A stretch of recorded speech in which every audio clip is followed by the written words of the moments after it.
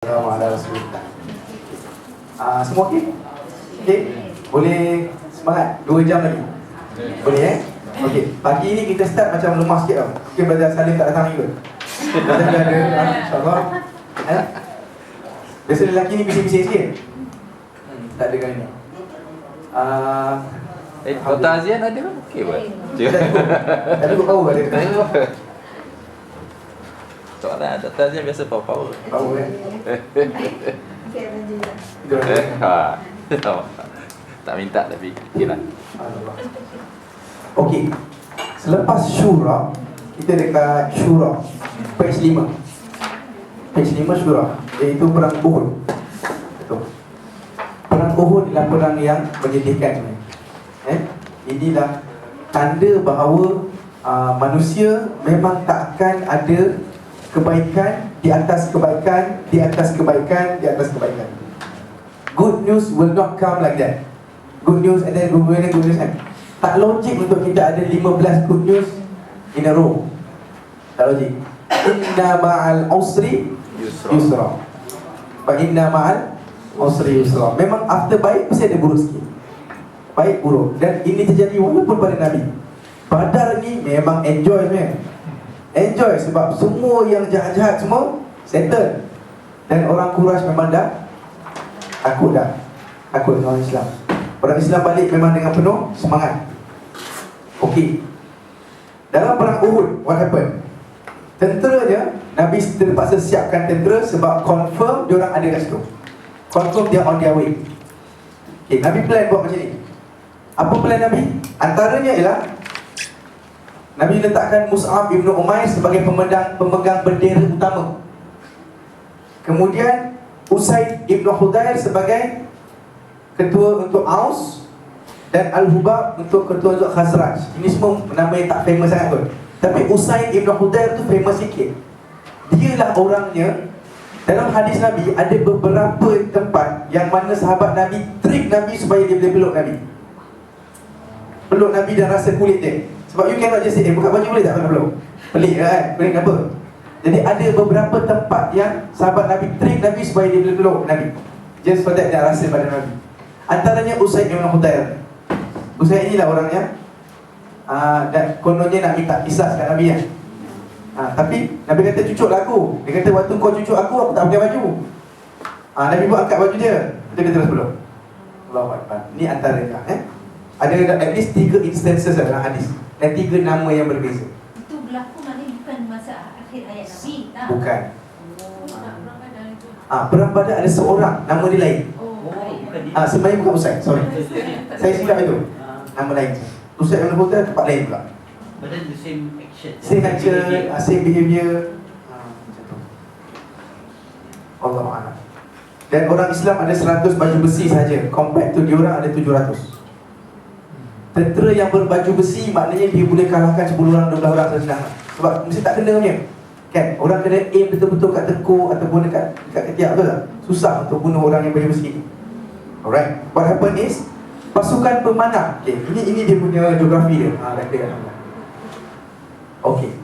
Mekah kat sini. Madinah kat sini. Okey.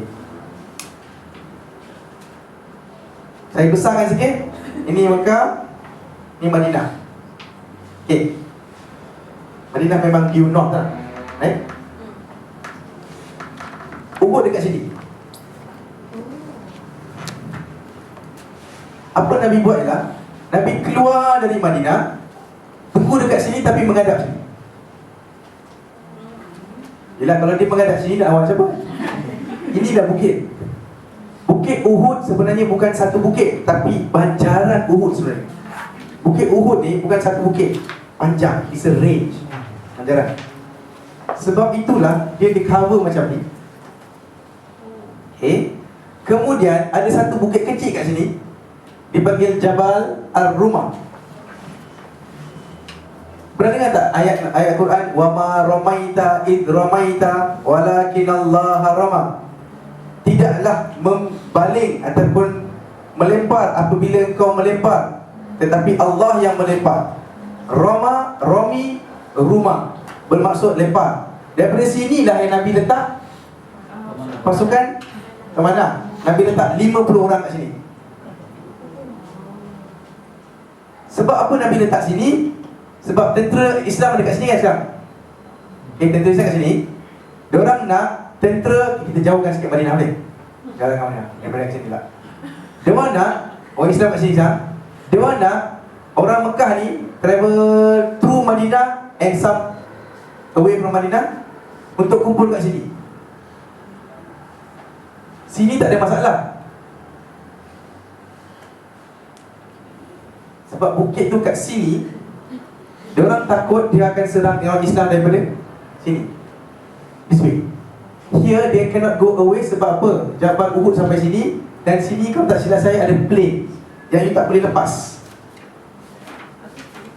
Ada tanah-tanah yang you tak boleh nak jalan.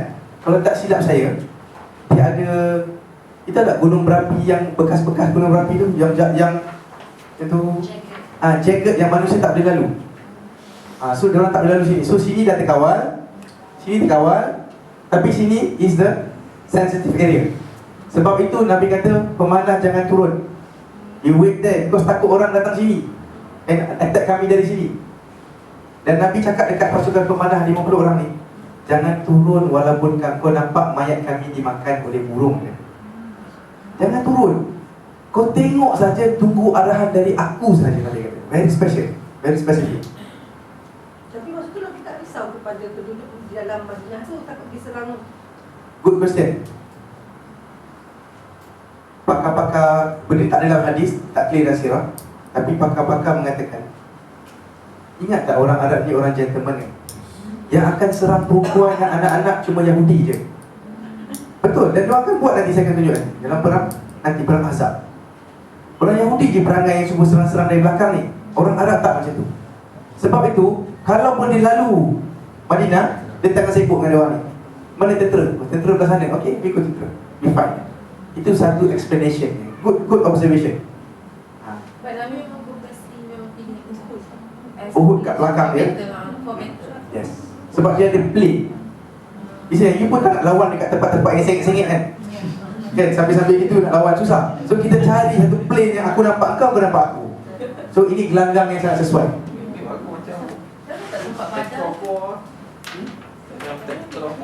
Of course. Tactical offer dia akan cari tempat yang belakang tak ada. Sebab tactical offer dia akan cari belakang tak ada kosong, mesti berhadang. Apa sebab kita dah terkepung kan. Sebab bila kita terkepung, kita punya fokus senang lah. Kalau belakang kita dah niat. Siapa jumlah tentera Islam masa tu? Jumlah tentera Islam tu 700. Yes. 700. Perasan tak, Badar 300, sekarang kita dah increase sikit kan. Dan memang dia akan increase tau. Nanti you ask me dalam perang akan datang berapa kurang. Kita akan tengok increment. Masa Haji Wida dalam 100,000 kata sebab. Haji terakhir Nabi nanti, Nabi cakap, tak, bukan Fatu Mekah, Haji Wida nanti Fatu Mekah 10,000, perang Hunain 12,000. Nampak tak naik? Kemudian masa Haji Wida, akhir sekali Nabi cakap, lebih kurang 100,000 orang dengar cakap. Dia bagi khutbah yang panjang kan. Soalan ni, kenapa tak pilih badan? Badan. Kenapa Rasulullah pilih nak pilih badan? Kenapa tak Badar Sekejap, saya fikir ya. Saya rasa Badar Badar tu terjadi tau. It's not the wrong. Lagi best gaduh kat sini kot. Gayanya macam tu lah. Sebab dia pilih. Kau main sini, aku gaduh dengan kau kat sini. Dia tak pilih Badar. Wallahualam. Tak tahu. Satu lagi ada, sorry, thanks for ni. Satu lagi sebab dia kata they want to tire them. Bagi dia orang jalan lagi banyak. Penat lagi nak kena ni, nak kena lalu lagi Madinah. Jalan lagi, sambung sampai jumpa kami kat sini. Kira jauh jugalah untuk dia orang. Bagi susah sikit. Ini tak disebut dalam kitab sirah tau. Tapi analis yang cakap lah why ya. Okay. Maknanya Nabi pergi keluar Madinah, betul yang pusing belakang. Fight as like this now. Macam tu lah. Okay. Tentera tu memang terima arahan, dia faham. Tapi kan dalam mancing-mancing ke sini kan, orang Islam march ke sini, ada 300 orang munafik deflected. Betul, dia sebut Deflect. Lari. Dia kata Defect. defected, sorry. Defect kan. Defect. Diorang bagi alasan lah. Antaranya Abdullah bin Ubay bin Geng lah ni. Tak payah gaduh lah. Aku dah kata kalau kita keluar macam ni nanti kita mati. Baik kita lawan dalam Madinah. Dia kata kalau dia tak nak dengar cakap aku tak nak dengar cakap dia. Abdullah bin Ubay kan dia rasa dia sama taraf dengan Nabi. So kalau kau tak nak cakap aku tak nak cakap kau. Lepas tu dia kata apa? Aku tak nak perang. Dia bagi alasan. Sebenarnya korang takkan perang apa-apa pun. Tak jadi ni. So diorang balik. Kalau perang kami akan stay. Tak ada perang ni kata. Alasan semua takut mati lah. Biasalah manusia. So geng-geng munafik ni 300 orang balik. Tak, daripada awal ramai. Dah keluar tu tinggal.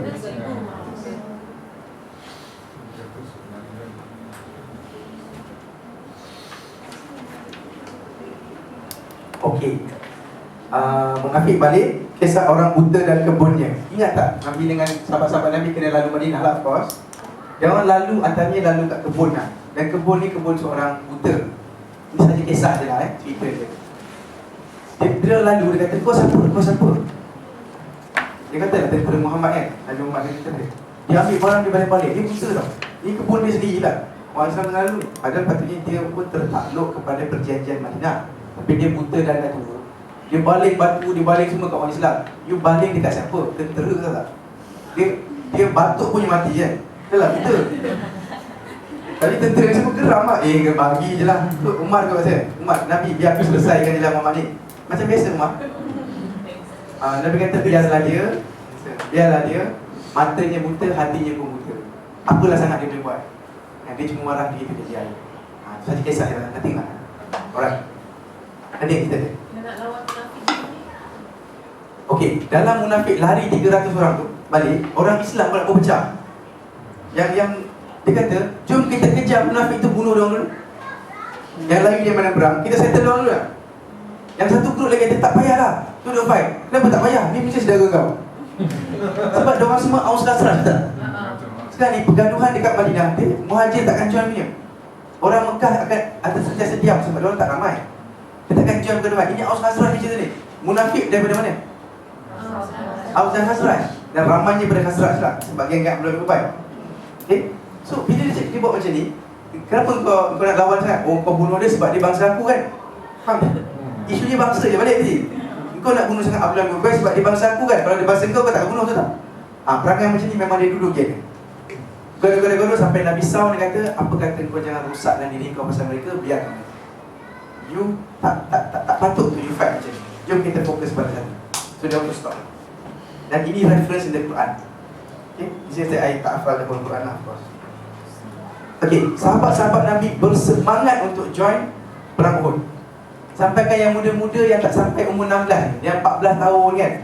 Antaranya ialah Ibnu Umar, Zaid bin Thabit, Usama bin Zaid, cucu angkat Nabi pun sibuk nak masuk ni. Abu Sa'id Al-Khudri pun masa ni muda sangat. Sebab tu kita banyak dengar hadis dia pasal. Sebab dia muda sangat zaman tu. Dia baru umur 13 dan 14 ni. Abu Sa'id Al-Khudri. Semua ni kena reject. Ibnu Umar tadi kena reject. Dan pasal nama-nama ni selalu dengar kemudian kerana mereka hidup lama. Sebab dia orang muda. Tapi ada dua orang yang berjaya. Apa dia? Satu orang yang nama ni saya tak payah sebut sebab dia tak famous. Lepas ni kita takkan dengar nama dia. Dia pandai memanah. Jadi bapak ni kata, wahai Nabi, jangan tolak dia ni. Dia pandai manah. Memang tepat dia kalau dia manah. So Nabi kata, tengok cara kau manah. Dia buat, dia buat. Nabi terima dia. Bila Nabi terima dia, ada seorang kawan pula. Nabi aku. Kalau dia boleh, walaupun umur 14, saya rasa dia punya cut off age dah 16. 14 16, tak sure. Bila dia terima, aku pun boleh. Nabi, kau tahu tak? Aku selalu gaduh dengan dia. Akan selalu menang. Gusti. Dan tak sempat cakap apa-apa, dia terus lompat atas yang mamak yang dibenarkan tadi tu. Dia tunjuk Nabi, tengok apa lah dia. Tengok dah bawah lah. Nabi pun macam tak ada pilihan. Okeylah, aku dah terima kau kan. Kau pun masuk dua. Dah cukup-cukup, yang lain pun balik-balik. So, geng-geng ni semua disuruh balik Madinah. Kau budak-budak jangan sibuk. Dan diberitakan bahawa diorang sibuk-sibuk buat tinggi tau. Dia mesti buat tinggi ada besar lah. Umur kau berapa? Mana susah tengok. Abu Dujana, subhanallah. This is the hero of Uhud. Abu Dujana. The hero of Uhud. Uhud punya hero Abu Dujana. Bukan Dujana tau, Dujana. The hero. Sebab Nabi ni dia akan cari sebab-sebab untuk bagi semangat kepada orang Islam. Sebab dia kita sikit, dia orang ramai. Dan dia orang lagi kuat senjata dia. Dia orang lagi banyak kuda, lagi banyak perisai. So Nabi, antara cara dia bagi semangat ialah dia announce, siapa nak ambil pedang aku ni? Ada satu pedang Nabi ni. Siapa nak ambil pedang aku ni? Dan lawan dan menunaikan hak pedang ni. Okay, macam ada syarat lah. Not just any pedang, kau kena tunaikan hak dia. Orang jadi diam. Dan ada orang tanya, apa itu haknya? Wahai Nabi, kalau tak silap Abu Dujana tanya. Dia kata, kau lawan dia sampai dia patah ataupun kau mati. Something like that. Kau lawan dia, kau takkan turunkan pedang ni lah sampai kau habiskan dia orang ni, ataupun kau yang habis. So Abu Dujana pergi volunteer, let me have it Nabi. Dan Nabi benarkan dia kan. Waktu Nabi bagi Abu Dujana ni, Zubair ibnu Awam, sepupu Nabi, sepupu ikut mak dia, Al-Awwam. Kalau tak silap Al-Awwam ibnu Khuwailid, Khadijah bintu Khuwailid, Al-Awwam ibnu Khuwailid. Dia nampak ada dia punya connection. So ini sepupu Nabi lah. Okay. Dia tak tu anak saudara Khadijah. Anak saudara Khadijah. Dia sepupu sebelah mak. Dia sepupu sebelah Safiyah. Amin. Safiyah. Nanti saya dapatkan dia punya trailer kalau boleh. Tak sampai kau tak. Yang confirmnya dia saudara Khadijah dan saudara Nabi. Okay. Dia kata, aku tak puas hati kenapa Nabi ni bagi pedang tu kat dia. Bagilah kat aku. Sebab Zubair pun boleh tahan juga. Kan dia seorang warrior juga. Kenapa bagi Abu Dujana? Aku tak puas hati kenapa Abu Dujana dapat. Dia tak puas hati ni. Nanti ada jawab tak puas hati dia. Ada jawapan. Sebelum tu, bila Abu Dujana dapat pedang dia, dan kena ingat waktu ni dah nampak dah musuh within vision, within sight lah. Dah nampak. So Abu Dujana pegang pedang dia dan jalan dengan megah. Jalan megah macam ni orang Islam tak buat dah. Orang Islam telah diajar untuk tunduk, betul tak? Tak ada jalan macam ni kan. Kan? Ada dua kan? So orang Quraisy punya style masih megah-megah lagi, dengan baju yang meleriknya. Sebab tu orang Islam disuruh pilihkan baju untuk orang lelaki yang jangan melerik-lerik. Itu antara kemegahannya. So dah tak boleh dah buat.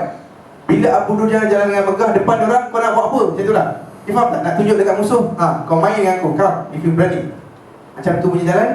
Nabi kata jalan ini jalan yang dibenci oleh Allah. Dibenci kecuali untuk hari ini. Because itu menunjuk satu fiqah. Apa dia? Bila you nak fight, memang you kena show might. You tak boleh cakap tafadhal Syekh awak nak datang dulu ke kami pergi depan kan? Tak ada gitu. Dia kena maki dia, kena marah dia, kena bodohkan dia. Faham tak? Sebab you fighting, you kena cari di kelemahan. Dia faham tak? Korang semua tak biasa gaduh kan? Tak tahu. Cari kelemahan dia. Macam kalau ada dia datang dan kita dapat tahu yang ada satu ni mungkin kerja khatan perempuan ni memang kerja orang Arab lah. Memang dah merahan mutilation. Dan kerja ni bukan kerja mulia lah untuk orang Arab. Saya nak bagi contoh lain. Khatan perempuan bukan kerja mulia. Pada orang tu kerja macam biasa-biasa lah. Okay. So bila datangnya anak perempuan tu untuk fight dengan salah seorang sahabat, anak kepada pemotong dot. Kau dah datang dah? Saja nak guna benda-benda tu supaya lembahkan dia. Psycho lah ni. Psycho lah ni. Okay, faham kan? Jadi waktu itu benda ni semua jadi halal. Normal life, tak boleh cakap macam ni. Tak cakap, nak perempuan ni, nak perempuan ni, kan? Tak boleh. Okay? Untuk perang sahaja. Abu Dujana. Dan Abu Dujana ada satu serban yang special. Rupanya Abu Dujana ni, ialah dia orang Madinah kan? Ansar. Dia ni memang selalu pergi war. Ingat tak Aus Khazraj selalu gaduh? Tapi jangan tanya saya dia orang Aus ke Khazraj, saya tak tahu. Kena search balik. So diorang dah biasa gaduh. Abu Dujana ni terkenal sebagai seorang warrior, dan dia ada satu serban. Dia panggil serban maut. Serban dia warna merah betul, memang kena lah. Serban maut, kalau dia dah pakai tu, macam dia dah marah sangat, matilah kau. Kalau berperang biasa-biasa ting-tong tu je kan. Tapi kalau dia pakai serban dia, kau jangan main dengan dia. Seolah macam tu. Don't play with me kan, tu lah. Don't fool. Diorang adalah style-style diorang untuk tunjuk yang diorang berani tu lah. Sebab ini semua penting dalam war. So dia dah pakai serban merah. Zubair bin Awam tak puas hati. Dia kata, aku tak puas hati. Kenapa dia dah pakai? Dan aku rasa apalah sangat dia. Zubair daripada Mekah ni hebat sangat ke? Mungkin Zubair tak kenal dia Mekah Madinah. So Zubair kata, aku ikut dia. Dan aku tengok, betul lah, semua yang dia jumpa memang mati. Siapa je dapat bersemuka dengan dia, confirm mati. Dan Zubair cerita ni, semuanya dibunuh yang dia jumpa, kecuali satu sahaja. Apa dia? Dia jumpa seorang perempuan. Bukan perempuan, waktu tu tak tahu perempuan ke tak. Sebab dia dah menjerit kan. Dia jerit, cepatlah Muhammad kat sini, cepat Zubair kat sini. Mungkin itulah, faham tak? Dia bagi encouragement. Kau lari sana, kau jangan pergi sana, kau buat sini, kau buat ni. Macam bagi arahan. Dan inilah dia mak kepada Muawiyah ibn Abi Sufyan, iaitu Hindul ibn Uthman. Dia memang a strong lady daripada awal sampai ke akhir hidup dia. She's a strong character. She has a strong character daripada awal. Jadi Abu Dujana ni nak pergi tebas je kepala dia ni. Bila dia pusing, perempuan. Oh, Hindul pula tu. Dia tak jadi. Dia terus back off dan lari. Dia kata, aku tak nak, aku malu dengan pedang. Takkan aku nak bunuh perempuan ni. Nampak tak orang Islam dia jaga kan? Dan ini memang perangai orang Arab sebenarnya. Bukan Islam saja, daripada Arab dia orang bawa. Dari segi tak bunuh, tak pukul perempuan ni kan. Generally lah kan. Kenapa orang Arab pandang buah pula? Orang Arab sekarang dah terpesong daripada Marah orang Arab. tak. Memang betul lah kot, terpesong daripada ajaran sebenar. Ya. Budaya yang suka dengan apa? Tetamu kan. Kan itu masih ada kot kan. Suka tetamu Ada masih kot. ada, dia suka. Mainlah minum. Kalau tak datang marah. Dia marah betul. Kau jangan insya-Allah Melayu lah dengan dia kan. Really can come, dia come lah. InsyaAllah dia lagi lah. Tak ada makan? Tak boleh makan. Oh, okey. Kawan-kawan saya berbaik kot.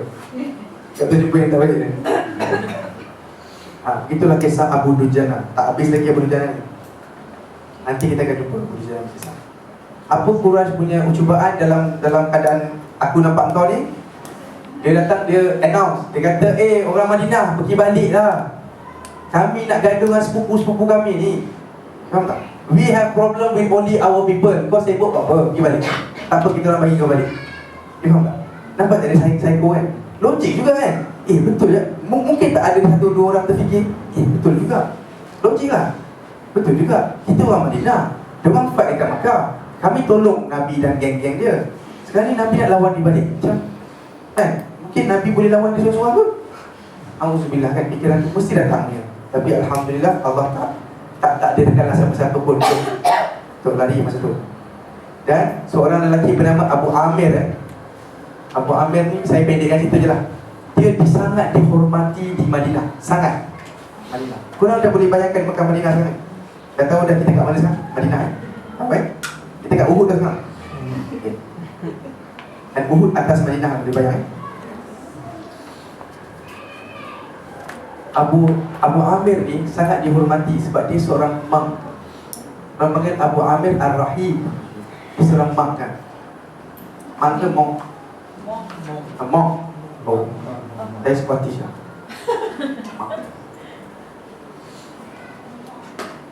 Dia cakap dekat orang Quraisy, sebenarnya kan bila Nabi datang ke Madinah, dia lari ke Mekah. Dia tak nak dengar pun apa Nabi cakap, dia lari, tinggalkan orang dia. So pada orang Madinah, ini ialah pengkhianatan. Kau dulu ketua kami, be with us and fight lah, if you want to fight. Or be with us and discuss lah. Kau dah tak ada, kau nampak problem, kau lari. Tapi dia ingat dia masih dihormati oleh orang Madinah. So dia buat announcement, orang Madinah, dengar-dengar sini. Belum cakap lagi, kau kenal tak aku? Aku Abu Rahib, Abu Amir ibnu Abu Amir Ar-Rahib, dia kata. Diamlah kau, orang Madinah. Tunggu jawab. Semua maki hamun dia. Diamlah kau pengkhianat. Engkau bukan Al-Rahim, tapi engkau Al-Fasik. Engkau lari daripada kami, engkau Al-Fasik. Sebab dia orang marah dengan dia, lari gitu kan. Sekarang baru kau nak tunjuk terror pula. Go back lah kau. Maka dia pun balik humiliated. Tadi dia cakap dengan orang Quraisy, jangan takut, aku boleh cakap dengan orang tu, diorang sangat respect aku. Tapi sekarang dia balik, aku tak tahulah diorang kena penyakit gila apa tak. Okay, settle. So dua cubaan tu gagal. Kemudian ada Mubarazah. Mubarazah tu apa? Duel. Betul, duel. Mubarazah itu sebelum exam lah. Sebelum perang, biasa diorang akan warm up. Seorang akan turun naik, pergi depan tu, siapa nak gaduh dengan aku? Try, jom. Fight. Biasa itu akan menaikkan moral of each either group lah. Kalau aku menang, semangat sikit. Jadi Mubarazah ini Talha versus Ali. Okay, Talha ni versus Ali. Itu bukan Talha yang Islam Talha yang bukan Islam. Ali fight dengan dia. Ikut riwayatnya, dia cuba nak potong Ali di atas. Ali tahan dengan perisai yang dia ada. Kemudian Ali potong kaki dia.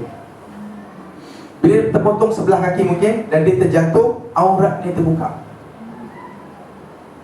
Dia orang mungkin pakai macam jubah-jubah macam tu. Tak adalah double layer semua kan. So aurat terbuka. Orang susah bukan pakai kain sangat semua.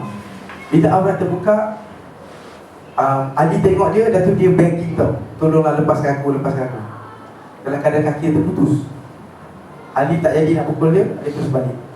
Sahabat-sahabat Nabi tanya Ali, kenapa kau tak habiskan dia? Sebab nampak kan, habiskan je lah. Dia kata, aku malu sebab dia dah keadaan macam tu dan dia begging. Tak payahlah, macam mana pun dia akan mati kan, sebab bleeding terus lah. Dan dia memang tak boleh lawan dah orang Islam ni. Dan memang dia mati pun lepas tu. Bendera Quraisy dipegang oleh Banu Abdul Dar. Ingat tak Abdul Dar? Ingat rupanya, you faham tak kenapa Mus'ab pegang bendera? Ada sebab sebenarnya. Bendera yang sama. Rupanya, daripada zaman dulu lagi, pemegang bendera ialah Banu Abdul Dar. Kalau apa-apa perang, Bani Abdul Dar yang pegang. Dan kalau you nak tahu, dalam Badar pun Abdul Dar yang pegang. Tapi yang wakil Abdul Dar tu, dia orang pertama lari, tinggal. Sebab Badar puncak-kacir kan, budak Badar kan orang Islam menang. Puncak-kacir kan, dia orang semua lari tau. Dan Nabi lari, Nabi dibiar, Nabi tak kejar pun. Biar dia orang balik Mekah. Pemegang bendera lepas bendera lari, Bani Abdul Dar. Jadi Abu Sufyan buat apa tau kali ni? Dia jumpa Bani Abdul Dar, dia buat satu gathering. Dia cakap, hey Abdul Dar, kau dengar baik-baik. Dengar baik-baik. Korang ni, dari dulu lagi inilah kerja kamu. Okay. Tapi kau tengok tak apa jadi pada Badar? Kau tahu tak, kita kalah sebab engkau lah. Dia pandai psycho tau. Kalahnya Badar sebab bendera tu kau jatuhkan. Lemah semangat kami semua. Berkait ke? Tak ada, mungkin tak ada kaitan langsung. Mungkin sikit terus lah, 0.5% mungkin. Tapi Abu Dhar tercabar dah. Jadi apa tahu Abu Sufyan cakap, kalau kau tak nak ambil kerja ni, bagi kerja ni balik kat kami lah. Kau tak mampu kan? Kau tak ada lelaki di kalangan kamu ke lah? Nampak dia macam psycho. Bagi balik kat kami, biar kami buat kerja ni dengan baik ke. Oh, naiklah ketua dia. Dia cakap, you will see in this war, bendera tu akan tetap terpacah selagi mana ada lelaki dalam Bani Abdul Dar. Kalau mati seorang pergi, mati seorang pergi, sampai habis semua lelaki pun tak apa, bendera tu akan situ. Bila habis semua, kami dah tak ada alasan. Betul? Oh, tapi betul-betul dia buat. Orang Arab ni macam tu. Dia cakap dia buat, dia pun buat. Dan kalau nak tahu, majoriti of pemegang bendera daripada Abdul Dar ni kena bunuh dengan Ali. Kena bunuh dengan Hamzah dan Abu Dujana dan Ali. 3 orang ni banyak bunuh orang. Lepas tu perang Uhud. Saya nak tanya soalan. Pernah dengar tak Nabi bunuh orang yang perang? Pasal Nabi berperang tak? Dia berperang, dia tak dalam rumah. Pasal tak dengar? Ya, interesting. Rupanya betul, Nabi tak pernah bunuh orang dalam perang. Dan dalam hidup dia, kecuali mungkin sekali saja. Dan you tahu tak, this is part of his mercy sebenarnya. Apa tahu? Sebab Allah cerita pada Nabi, dan Nabi cerita dalam hadis, orang yang dibunuh oleh Nabi akan menerima double siksaan. Kalau you cukup jahat untuk dibunuh oleh orang yang sangat merciful. Nabi ialah manusia yang paling merciful lah. Manusia. If sampai kau layak dibunuh, maknanya kau sangat jahat. Jadi Allah sudah buat satu degree. If you are killed by Nabi, you will get double punishment. So analyst of the sejarah kata, mungkin sebab ini Nabi refrain. Faham tak? Nabi akan cakap tu orang tu. Tu orang tu. Dia dekat depan ni. Dia akan tunjuk tu arrow dia. Faham tak? Tu. Tembak dia. Walaupun Nabi berada di kalangan musuh, maknanya bukan dia one side, I mean sampai ke Uhud tu pun, sampai Uhud yang tinggal 3 orang tu, nanti Uhud ni Nabi dengan Talha, dengan Sa'ad Ibn Abi Waqqas pun Nabi kat belakang. Diorang kat depan. Antaranya diorang tak bagi Nabi ke depan lah, duduk belakang. Dia tak bagi Nabi kena. Dan Nabi pun tak sibuk sangat untuk pergi tepi, biar aku lawan. Tak, kecuali satu saja. Yang orang ni namanya Ubay Ibn Khalaf. Ada nama tak ni? Nanti kita akan jumpa. Tapi alalang saya dah sebut, saya cakap je. Ubay Ibn Khalaf, you know what happened? Dia janji dengan Nabi. Kata, dekat Mekah tau, dekat Mekah. Kau nampak kuda ni tak? Kuda ke unta Ashur? Rasa unta lah. Kau nampak unta ni? Aku tengah bagi dia makan. Rasa kuda. Aku tengah bagi dia makan. Kau tahu kenapa tak? Sebab nanti aku nak perang, aku nak lawan kau. I will make sure you die. Ubay cakap dekat Nabi, I want to kill you. Dan dia suka ulang-ulang, aku nak bunuh kau. Benda ni bukan senang tau untuk masyarakat Arab. Untuk satu orang datang, aku nak bunuh kau. It's not an easy thing. Sebab aku ada tribe, kau ada tribe. Respect lah sikit. Dengan perkara, dengan threatening macam ini pun, threat macam ini pun, dua tribe boleh gaduh. Tapi sebab Nabi dah macam tribeless, sebab tu Ubay berani cakap macam tu. So Nabi kata apa? Bukan Ubay, insya-Allah aku akan bunuh kau. Dan Ubay terima cakap Nabi. Dia ingat dalam perang Uhud tu nanti, dia tengok Nabi tengah sorang-sorang, dan dengan beberapa sahabat sikit aja, dia naik atas kuda dia, kata silap. Dia baca cakap kuda, muka surah 9 tu. Dia naik atas kuda dia target Nabi tu. Dan Nabi cakap dekat sahabat-sahabat lain, betul, ni first time saya tengok dalam sejarah. Pergi tepi, this is mine. He is mine. Kau tepi. Nabi suruh semua tepi. Bila dia datang, Nabi guna satu tombak. Cik, kena sikit. Panah tombak. Tak cakap lah. Dia kena panah satu tombak, kena sikit dekat leher dia. Tahu dia cakap apa? Habis aku, mati. Matilah aku. Dia tahu bawa kuda dia lari, geng dia balik. Geng Quraisy. Matilah aku kata. Matilah aku sebab dia berbaju besi kan. Dia bajet memang dah dalam kan. Bila dia buka balik, alah Ubay, relax lah sikit je. Superficial je. Tapi dia kata, no, kalau korang semua tahu, korang semua pun akan mati dengan aku je. Faham tak? Kalau kau tahu ni siksanya ni, korang semua ni join together, you cannot accept this. Faham tak? Siksaan ni, Wallahualam apa maksudnya. Dia baca, saya rasa dia baca, aku akan mati sebab ni juga macam tu. Sebab Muhammad dia cakap, sebab Muhammad ni Al-Amin. Kalau dia cakap, dia akan buat. Orang Arab sendiri yang tak Al-Amin pun buat apa yang dia cakap. Bayangkan Muhammad. Subhanallah. Jadi dia anggap dia akan mati, dan memang betul pun kemudian dia mati. Dia infected kan pula. Dia mati di tempat nama Raghib, Ar-Raghib, tempat kat situ Saudi lah. Ibnu Umar cerita, dia pernah lalu dekat Ar-Raghib ni, dan dia nampak api. Ini Ibnu Umar cerita, Ibnu Umar sahabat Nabi. Ini kisah selepas Uhud. Saya cuma habiskan kita kisah Ubay. Ibnu Umar, anak Umar. Yes, anak Umar. Abdullah Ibnu Umar. Yes. Ibnu Umar lalu kat Raghib, dia nampak api. Dia pergi dekat, dia nampak Ubay. Ubay kata haus, dahaga. Ubay yang kena bunuh. Haus dia. Dia dah mati ini benda baik kan ni. Haus dia. Ini kisah dia dah mati tadi. Dah mati. Kemudiannya beberapa tahun Ibnu Umar jumpa, nampak dia dekat Ar-Raghib. Ni gaib kan. Haus dia. Lepas tu Ibnu Umar pergi dekat lagi. Kata haus, matilah aku, sakit ni, haus. Dia komplain lah. Kemudian Ibnu Umar dengar satu suara, jangan bagi dia air walaupun sikit. kerana dia ini dibunuh oleh seorang Nabi. Ini memperkuatkan bahawa betul lah orang yang dibunuh Nabi tu siksaan dia macam tak habis lah. Probably orang lain dekat kubur akan ada rest sikit kot, tapi dia ni sambung dia sampai. Dan memang sesuai pun, dia duk threaten kan, aku nak bunuh kau lah. Bukan, kita semua tak pernah kena threaten, kena bunuh ni. Sebenarnya tak boleh bayang.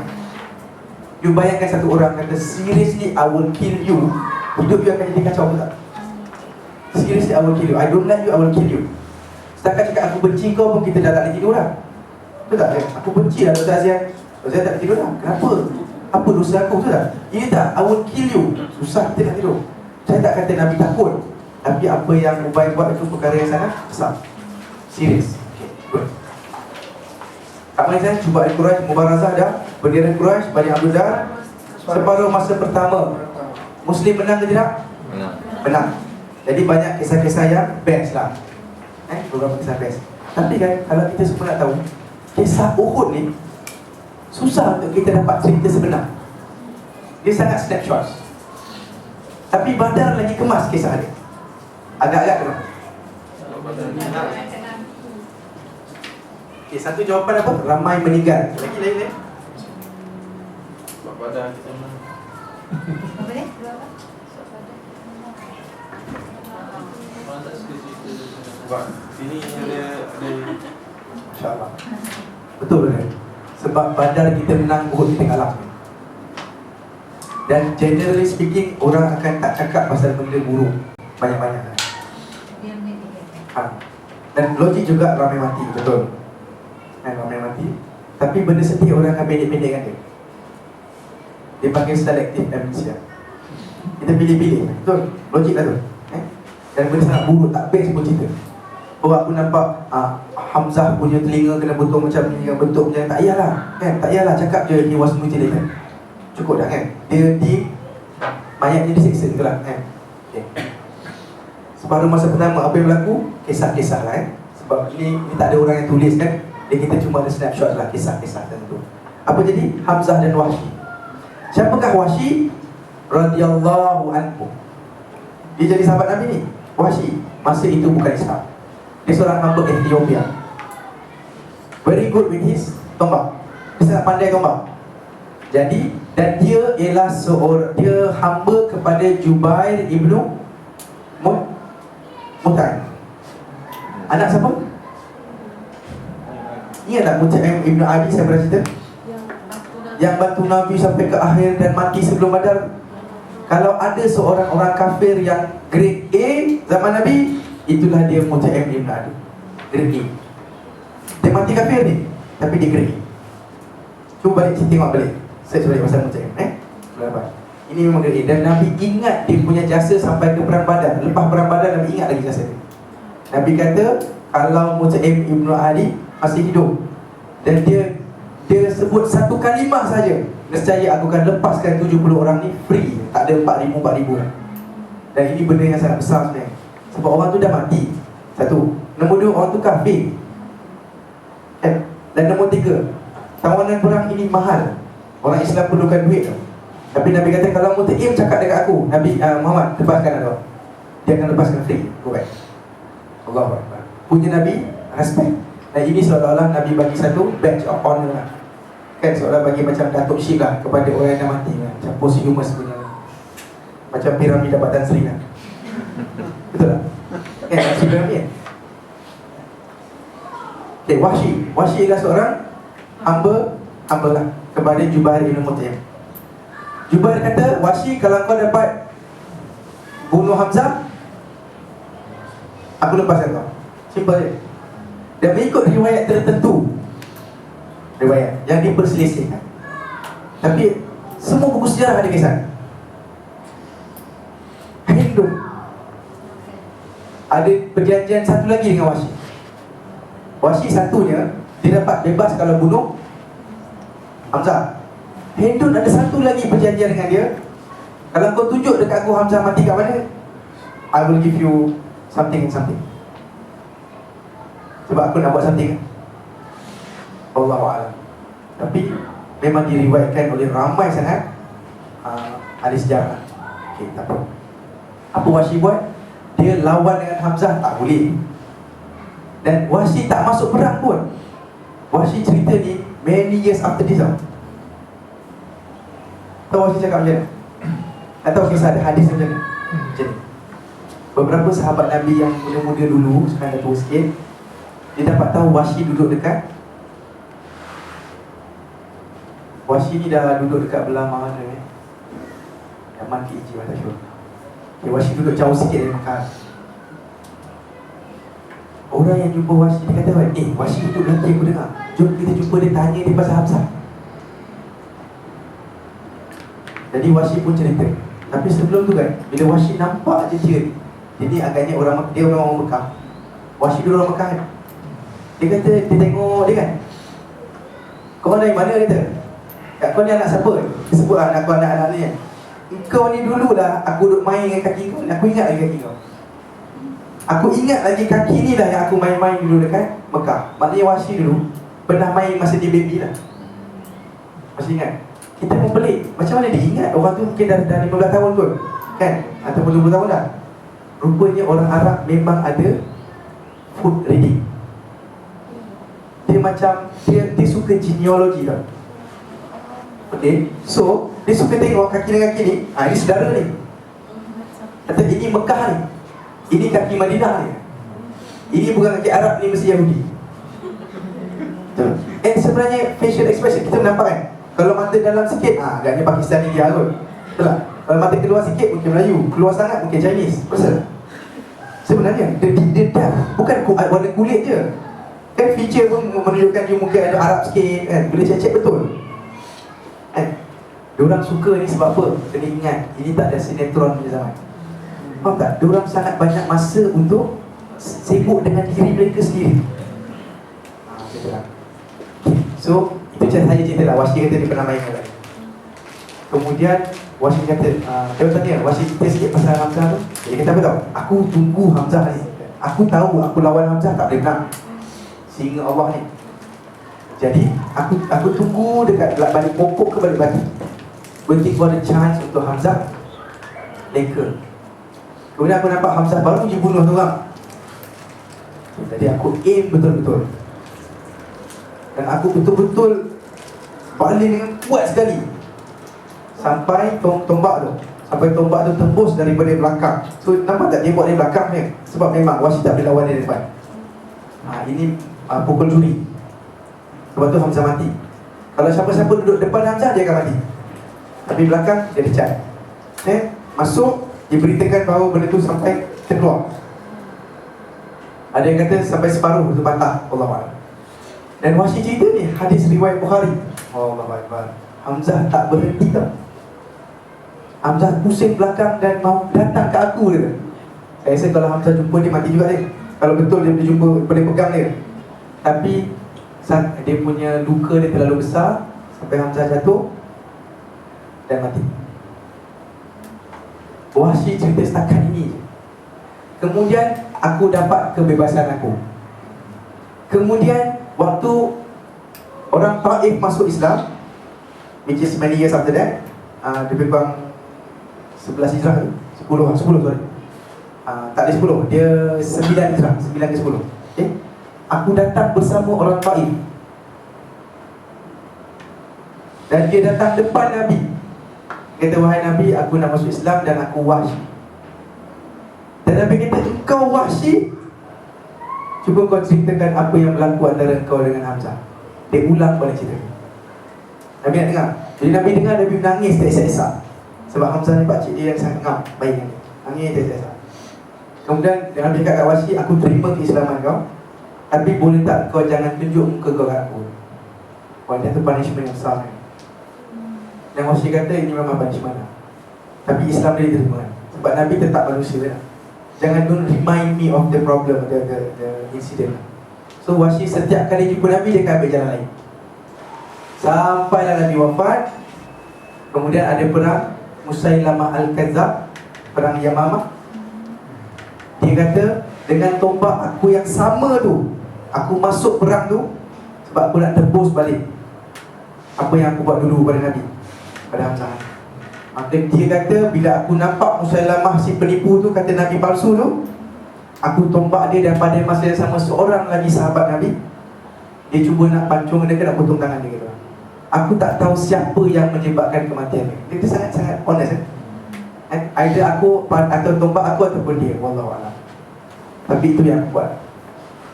Jadi dia rasa dia dah buat something untuk Islam, at least. Dan Wahsy mati Muslim radhiyallahu anhu. Okay, Hindun pula, ikut riwayatnya, bila Hindun dapat Hamzah punya, perasan tak saya cerita pasal Hamzah ni dekat separuh masa pertama. Maknanya ini zaman, ini waktu Islam masih kuat tau. Dalam perang Uhud, perang Uhud ada 2 masih kuat lagi ni. Tapi dalam kuat-kuat tu, Hamzah tu kuat sangat. Dia ke depan je. Bila ke depan tu jadi target tu. Faham tak? Dia duduk bunuh. Dia tak ada keluarkan, tak ada undur Sebab tu dia jadi mangsa tu, yang Wahsy boleh sampai tombak dia. Jadi dia mati. Wallahualam separuh masa pertama atau kedua lah. Diriwayatkan bahawa Hindun dan beberapa perempuan lain memang buat mutilation kepada mayat-mayat orang Islam. Dan diriwayatkan bahawa apa? Dan dia tak potong tangan kaki sangat. Dia potong organ-organ kecil, hidung, telinga. Dan diberitakan dia orang buat rantai ni, ikat kat pokok. Just to show that kita orang dah buat.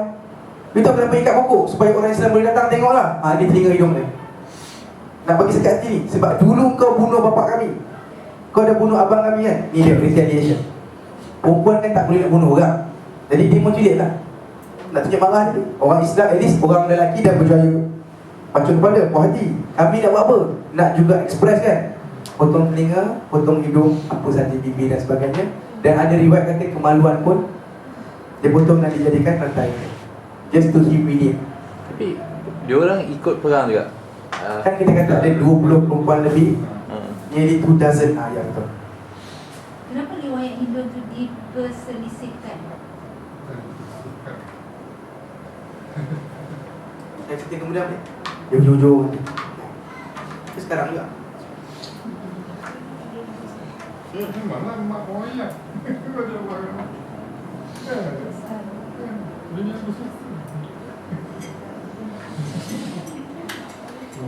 saya tanya kat satu syekh ni, kenal Syekh Hussein Yi. Saya kata saya ada masalah, saya akan ajar Hussein Yi kan. Dia memang saya ni syekh juga lah, saya belajar yang dia banyak. Saya tanya kat dia, I'm going to teach sirah, I'm going to talk about Hindun. Ini antara benda yang sangat tricky ni. Tricky lah sebab kalau cakap, salah. Tak cakap, mungkin saya menyembunyi kebenaran tu lah kan? So, saya tanya dia, boleh tak saya riwayatkan? Dia kata betul, memang ada orang bercakap tentang riwayat-riwayat ini. Tetapi kisah ini sangat famous dalam kitab-kitab. Sangat famous. Dan generally speaking, bila cakap pasal cerita sahabat-sahabat Nabi dan tabi'in, tak sibuk, tak nak tahu narration panjang-panjang sangat. Kalau nak tahu pasal hukum kan, pasal Allah itu, sifat Allah apa, dia kata ikut belajar kat mana? Aku belajar dari dia. Siapa lagi yang dengar? Ahmad dan siapa lagi dengar? Betul? Tapi dari segi kisah, biasanya it just turun-temurun, from mouth to mouth. Boleh jadi silap, boleh jadi tak silap. Tapi at least seorang manusia yang lahir tahun 80 dan mati tahun 150. Siapa? Ibnu Ishaq, seorang tabi'in, jumpa ramai sahabat. Dia meriwayatkan dalam kitab dia, dan Ibnu Hisham sambung dalam kitabnya Sirah Nabi lah, bahawa ini yang berlaku. Ada orang kata Ibnu Ishaq mungkin dia pro Syiah, pro sebab orang Syiah tak suka Muawiyah, tak suka Abu Sufyan, dan tak suka Hitler. Sebab kan orang fight dengan Hussein Ali bin Ali.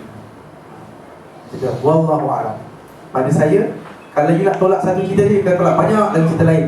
Sebab dia menggunakan kriteria yang sama. Boleh. Saya kalau tak cerita dia sama dengan tengah, tapi tak apa Am I confusing you? Hindun yang tak cerita lagi okay, Hindun dan kawan-kawannya mutilate telinga, potong telinga Hindun. Dan tu Hamzah specifically diriwayatkan Hindun buat apa? Belah dia ambil dia punya liver, Sebab dia macam pernah nazar dulu, aku akan makan liver dia. Ni cara orang tunjuk marah. It's not hard, it's liver. Liver dalam buku dia. Aku akan makan hati dia. Hati mesti liver kan. Sebab dah nazar kan, dia chew juga bro, tapi tak sedap.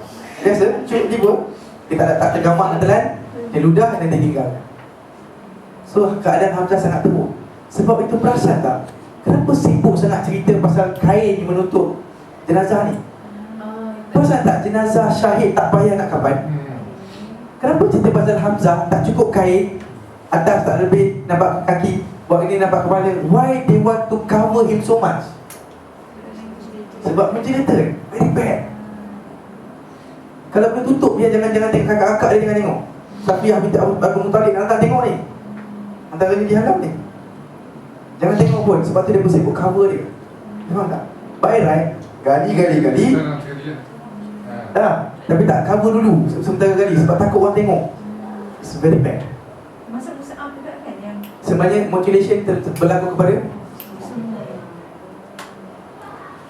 I won't say semua lah, tapi it happens lah. Faham? Alright. Separuh What happened to Hindu man?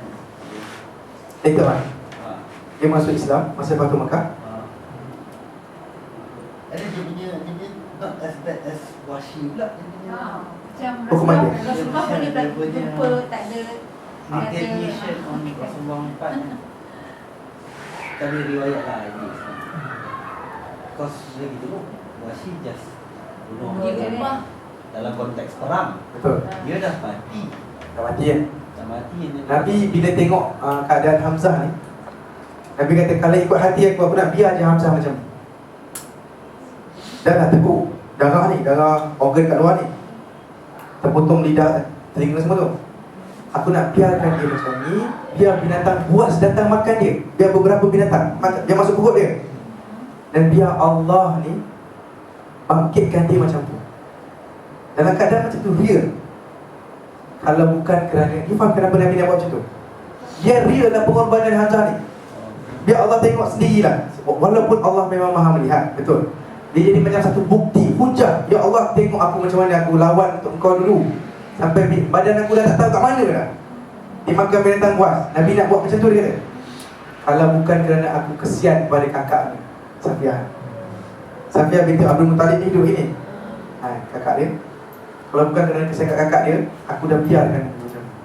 Adakah itu menjadi hukum pula membolehkan orang yang syahid dibiarkan macam tu? Tak. Sebab akhirnya Nabi tanam semua orang, dan semua perang syahid semua akan tanam. Ini macam kalau tapi Nabi juga cakap kepada dia, I will do the same to 30 of them.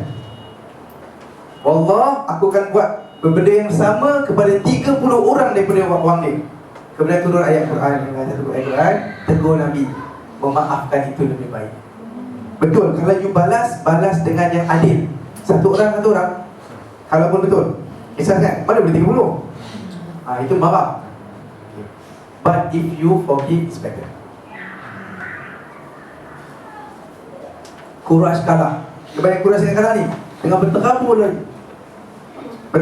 lagi. Dan Mus'ab bin Umair masih dengan bendera lagi. Okey?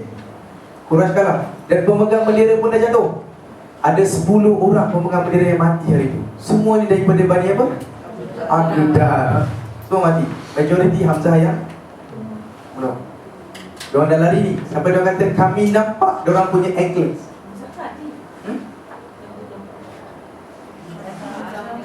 Jadi diorang kata, bila diorang lari, diorang angkat kain kan. Orang Arab, Quraisy Arab ni, diorang suka pakai baju-baju yang meleleh untuk perempuan dia. Okay? So bila nak lari, diorang kena angkat. Bila diorang angkat, nampak diorang punya anklet. Diorang punya apa? Gelang kaki. Dan jadi sahabat-sahabat Nabi kata, kami nampak gelang kaki perempuan yang lari. Saya nak tanya, perempuan biasa kat depan ke belakang kali? Perang, dia not fighting. Belakang kan? Jadi maknanya orang Islam dah sampai potong diorang ni. Berapa orang? 3,000 kan? Dah boleh pierce through. Dan dah boleh tengok perempuan yang tengah lari je. Lari balik ke on the way ke Mekah balik. Dia jadi macam ni. Perang dianggap sudah tamat. Bila perang dah tamat, diorang dah mula ambil booty. Ambil apa? Harta rampasan. Berebut ada orang ambil. Perang dah habis. Dan Nabi pun beranggapan habislah, tapi tak payahlah relax dulu kan. Tapi orang Islam dia sibuk ambil harta rampasan. Bila Jabal Rumah ni punya 50 orang tengok bawah, dah habis weh. Diorang pergi ambil barang, jomlah pergi ambil. Masa tu macam ayat tentang harta rampasan not clear tau. Siapa ambil, siapa dapat tak clear. Jadi seolah-olah macam siapa yang ambil dia dapat. Jadi kami dah dapat apa? Kami tunggu je. Harta rampasan tu terdiri daripada apa actually? Oh, harta rampasan. Apa tu? Baju besi. Kalau dia nak lari, dia akan buka sebab lagi laju. Valuable sebab dia besi bukan senang untuk buat. Biasanya dia akan import dari Syria. Pedang pun mahal. Makanan-makanan diorang, okay? Dan kadang-kadang harta-harta yang diorang bawa sekali. Contohnya unta diorang, kadang-kadang diorang bawa kambing sekali untuk diorang makan kan, livestock. So itu semua akan jadi harta rampasan. Perempuan lah kot, jadi hamba. Perempuan lari. Lari. Okay. Kita rasa baju besi apalah harga dia, mahal lagi. Okay, good. Apa sana? Tengok dah settle, jom turun. Diorang berdebat sama diorang. Dan kita boleh bayangkan diorang berdebat serius punya.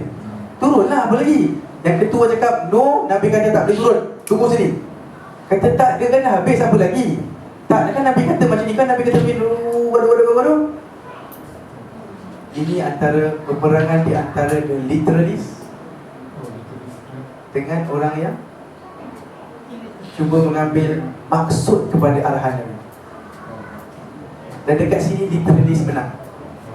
Literally benar. Literalist yang menang ataupun benar. Literal meaning just wait. Nabi cakap, dia orang yang grup yang kedua kata Nabi suruh tunggu sampai habis perang. Kan habis. Dia kata no, Nabi kata sampai ada dia bagi berita kat kita supaya turun. Kan dah habis. Jadi kali ini literalist menang, yang ambil literal. Maka 40 orang turun, 10 orang itu bertahan. 10 orang tak setuju. 40 orang turun dan kongsi hadiah dengan kawan.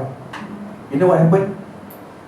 Bila diorang retreat kat sini, orang kafir retreat kat sini, this way. Perasan tak? Belah kanan ialah Khalid Al-Walid sebenarnya, belah kiri Ikrimah Ibn Jahal. Abu Sufyan, Khalid Al-Walid, Ikrimah. Belah kanan Khalid. Sebab tu dia nampak something yang orang lain tak nampak. Dia belah kanan dia nampak something yang orang tak nampak. Sambil lari Khalid Al-Walid yang bijak radhiyallahu anhu, akan jadi Islam Muslim ni, sahabat Nabi. Sambil lari, dia lari macam seorang tentera. Bukan lari macam pengecut. Orang pengecut lari tutup mata. Dia lari macam tentera. Macam mana? Dia lari macam ni seolah-olah. Dia faham tak? Sambil tengok. Mungkin ada chance. Jadi Khalid Al-Walid nampak peluang. Dia kata diorang ni turun dah sikit dah orang je. Dan diorang sibuk pasal harta yang kat sini. Apa dia buat? Sebenarnya banyak riwayat silap faham sebenarnya. Diorang kata dia pusing Bukit Uhud, gaduh kat situ. Ingat tak Bukit Uhud semua satu range kan? Dia kata dia pusing dan datang balik. Mengikut Safiur Rahman Al-Mubarakpuri tak logik. Bukit Uhud terlalu panjang. Dia cuma go around this.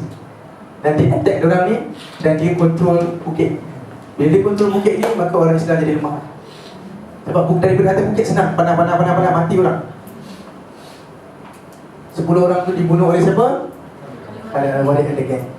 Khalid berjaya bukan 100 lebih orang. Yang lari tu dia kata jangan lagi ikut dalam 100 orang.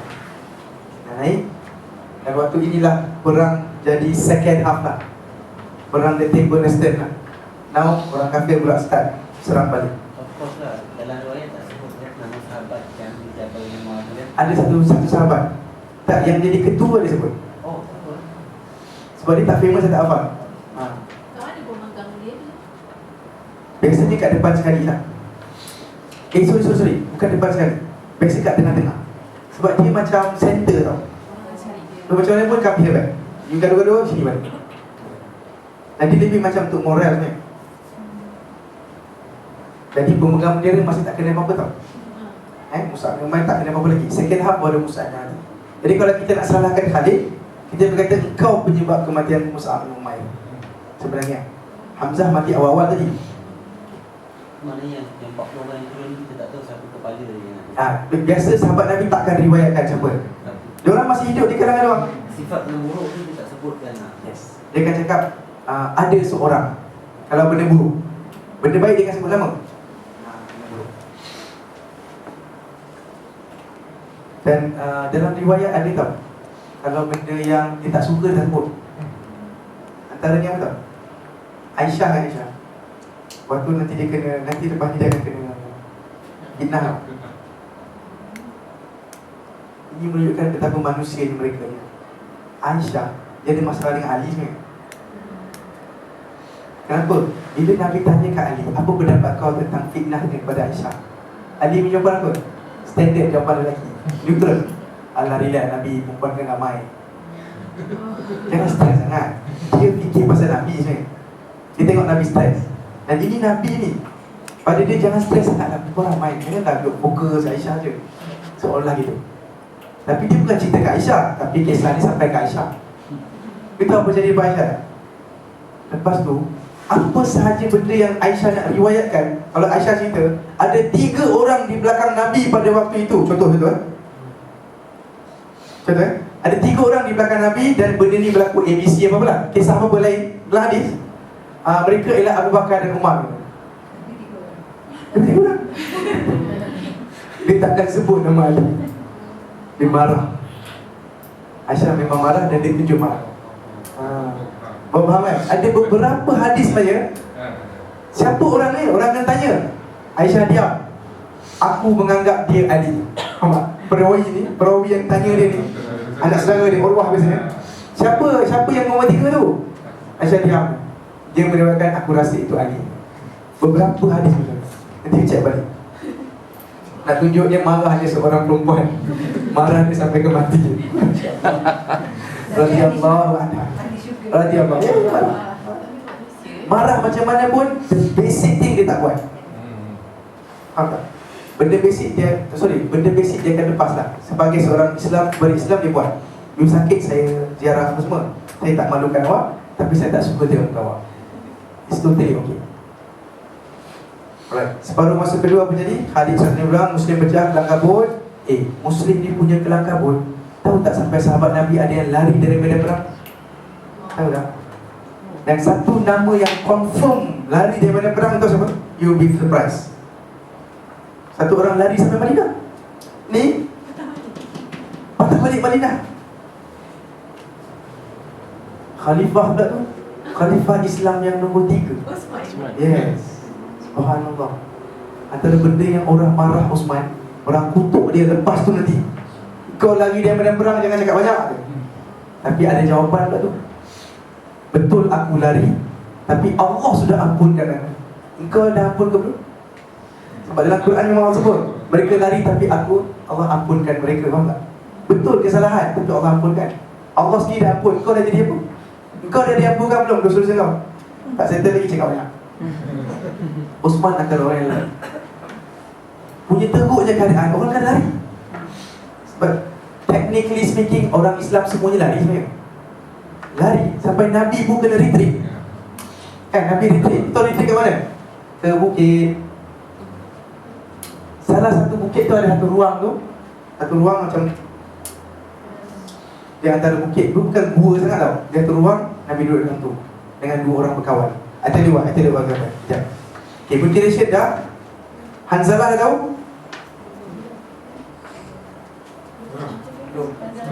Hanzalah. Okey, ingat tak Ar-Rahim Abu Amir? Lu tahu tak anak dia siapa? Hanzalah, masya-Allah. Saya tulis ke semua? Kita nak tahu? Allah, tak betul ni. Berhenti je. Kita tahu. Hanzalah ni tahu tak bagi saya. Bila Nabi kata kita semua akan berperang, masa itulah dia baru kahwin. Dia baru je kahwin. Dia baru je kahwin. Kemudian dia kata dia nak pergi siap ni. nak pergi ni. Pagi tu nak pergi. Tapi mengikut riwayatnya, ikut riwayat wife dia seduce dia. Ni baru kahwin. Hanzalah kalau ikutkan nak tinggal semua tu tak macam nak pergi je. Sebab dia tak nak jadi lemah semangat. Tengok belakang kan. Tengok belakang rasa nak duduk je. Memang betul kan. Bukan pergi pegang, pergi masjid pun rasa malas lah kalau baru kahwin. Jadi Hanzalah kalau dia pergi tanpa pandang belakang, tapi isteri dia dan saudara-saudara dia sampailah berlaku apa yang patut berlaku pada orang baru kahwin. Okay, faham kot? Imran dengan Iqman tak faham. Dia tanya tak faham. Maka berlakulah apa yang patut berlaku. Tapi Hanzalah tak sempat nak buat apa sebab dah dipanggil. Dia terus jalan tanpa apa-apa. Kita tahu ini daripada siapa tau? Daripada isteri dia. Sebab apa? Nabi kata mayat Hanzalah tu nampak basah-basah. Ada orang tanya Nabi kata dia dicuci oleh malaikat. Aku nampak dia dicuci oleh malaikat, dia dimandikan oleh malaikat. Cuba tanya isteri dia apa kisah dia sebenarnya. Orang tak tahu kisah. Kemudian dia orang tanya isteri dia kemudian after Uhud. Dia pun ceritalah dia sama aku. Tu dia lari, dia pergi jaga cepat tanpa mandi lah. Maka dia ghasilul malaikat.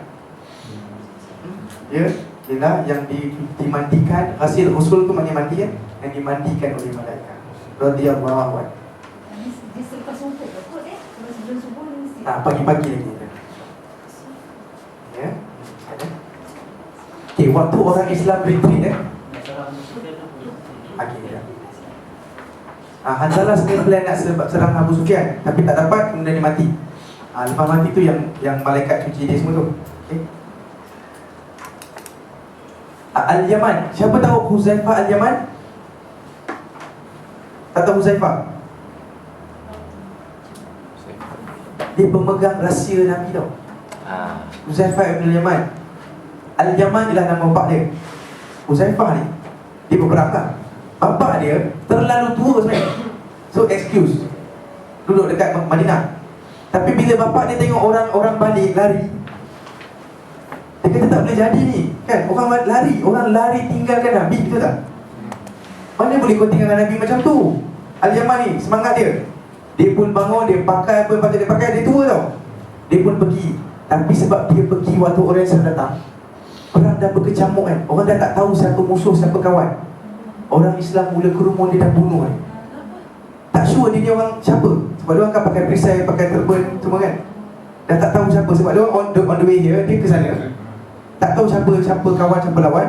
Dia orang mula pukul dan mula bunuh dia. Huzaifah tengok ayah aku tu, bapa aku tu, dia jerit, that's my father. Dia orang tak sedar.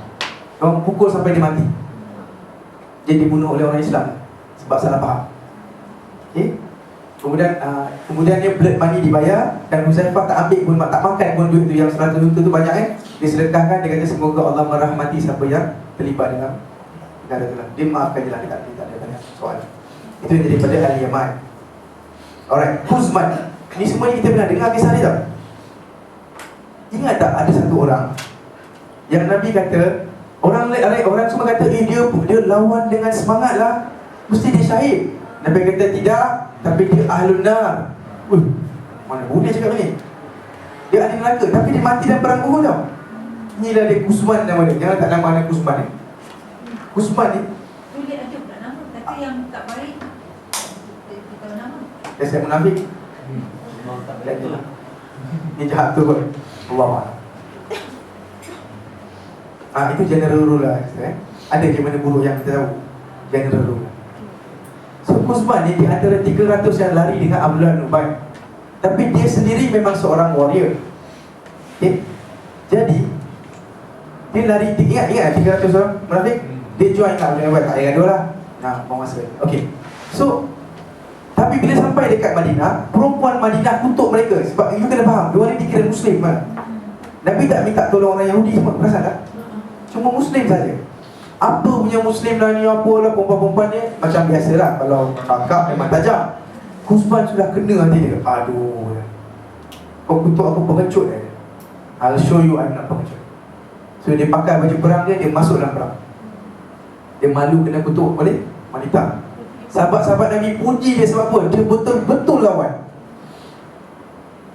Dia betul-betul lawan. Dan memang ramai yang mati sebab dia. Sahabat Nabi pujilah. Tahu tak Nabi? Guzman ni subhanallah. Tapi tak. Fitnah. Apa jadi?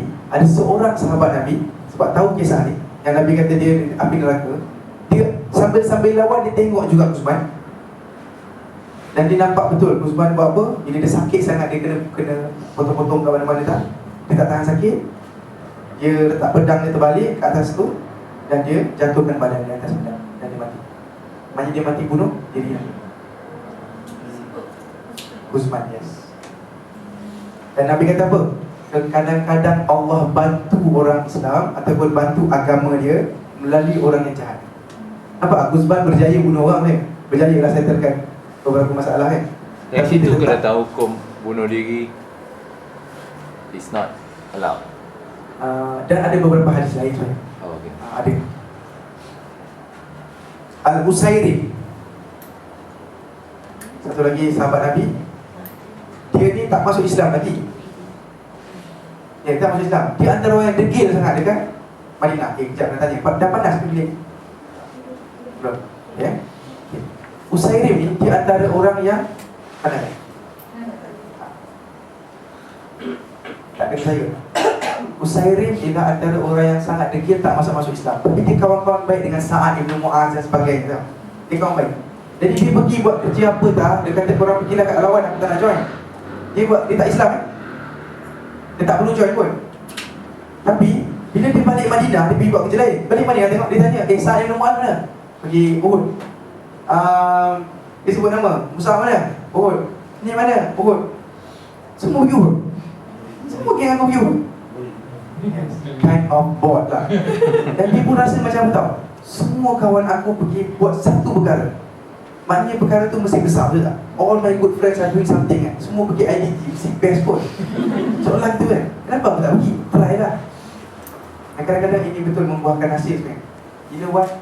Usairim masuk Islam, masuk dalam perang, gaduh, lawan, masuk Islam, berperang.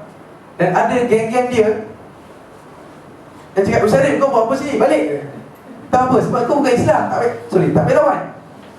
Go back. Dia mungkin tak sempat jawab pun, fight sampai mati. Dan Nabi kata inilah orang yang masuk syurga tanpa satu sujud. Tanpa satu sujud. How do we know dia masuk Islam? Ada riwayat kata dia Dia cakap satu grup. Grup lain tak tahu. Kau buat apa kat sini? Kata go back. Okay. So dia ada Dia kalimah ada. lah. Tapi dengan hadis Nabi itu pun kita dah memahami bahawa mestilah dia Islam. Kan? Kalau tidak, akan masuk syurga kan? Yalah. Okay, brother tahu macam mana Nabi tahu? Adakah yes. wahyu ataupun Dia cerita? masuk syurga tadi, apa Nabi kata? Dia Dia orang yang masuk jannah tanpa satu sujud. Mesti wahyu tu Wahyu walaupun lah. dia peluk Islam. Sebab jannah kan? Kan? Jannah. Another person, ini semua kisah-kisah yang menarik. Nama dia Mukhairi. Mukhairi ni orang Yahudi. Dia tengok Muhammad dan kawan-kawan dia tengah susah payah lawan dengan orang Quraisy. Dia dari Madinah sekarang, betul tak? Yahudi orang Madinah kan? Dia kata dekat kawan-kawan dia, jom lah tolong Muhammad. Kata buat apa kat tolong dia? Dia orang Islam kan? Tolonglah, bukan kita ada perjanjian dengan dia. Kan dia macam dah ketua Madinah kan? Jom lah tolong, walaupun Nabi tak minta jom tolong. Tak boleh dia. Tak patut kita pergi. Dia buat apa tau? Dia disown dia punya family. Dia cakap kau semua tak guna. Kenapa saya kata dia disown tau? Harta aku kalau aku mati, dia kata bagi kat Muhammad. Orang yang tak masuk Islam tau, tidak ada riwayat yang masuk Islam. Harta aku kalau aku mati, aku tulis atas nama Nabi Muhammad. Muhammad dia sebut sallallahu alaihi wasallam. Maknanya dia dah disown anak-anak dia semua. Kau tak nak join aku. Tahu apa alasan dia orang? Hari ni kan Sabtu. Alasan dia macam tu je, simple-simple dia. Dia isunya malas dan takut kan. Dia akan cari alasan. Hari ni Sabtu tak boleh lawan kan. Ada orang sahabat kena rehat kan. Sahabat. Sebab tu ada sabbatical semua kan. Black sahabat. Okay, so Nabi kata apa tau? Ini ialah sebaik-baik orang Yahudi. Mukhairib ialah sebaik-baik Yahudi. Sebab dia mati dalam medan perang. Tolong Nabi. Apa? Okey, bila dah perang dah berkecamuk teruk sangat, nak break sekejap tak? Jom kita break sekejap. Dia memang mati lah. Okey, mati. Jom break sekejap. Okey?